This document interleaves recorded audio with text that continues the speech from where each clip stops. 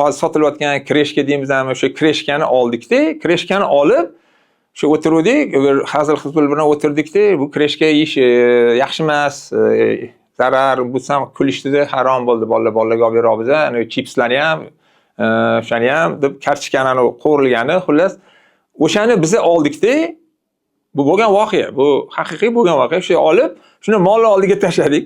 Mol shu chipsni ham, shu kreshkani ham shunday shoxi bilan surib qo'ydi. Yemadi. Ishonasizlarmi shunga? Bilmadim nimaga yemadi. Alhamdulillah, lekin shu bo'lgan voqea, yemadi.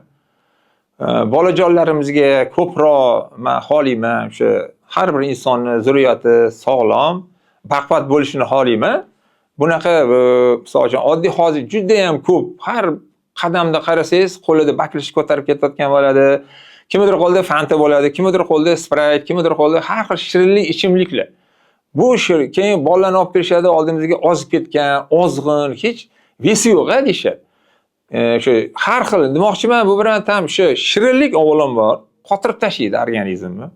Bu miya faoliyatiga ham ta'sir ko'rsatadi. Aksariyat hozir yoshlarni o'rgatib qo'yishyapti. Shu shirinlik napitklarga, shirinlik napitka deganda bu ishtahasini ham bo'g'adi. Tam kerakli, даже oddiy shu olma shularni iste'mol ham qilmaydi. Shu narsaga o'tirib oladi. Bu haligi o'sha bu narsalar bolaning o'sishiga ham, miya faoliyatiga ham salbiy ta'sir ko'rsatadi. Bu narsalarga ko'proq o'zimizda mana alhamdulillah O'zbekistonda yashaymiz. O'sha bizning yoshligimizni mana eslasam, men yoshligimda o'sha onamiz, Xudo rahmat qilsin, o'sha olma qoqi, turshi, o'rik qoqisi, shoptoli qoqi, magizlarni shuni berishardi. Ol, bolam yegin, jiydi. Mana shularni hozir vallahi hali hech kim iste'mol qilmasa kerak deb o'ylayman. Lekin hammasi tabiiy. Hech bir zarar joyini o'zi yo'q.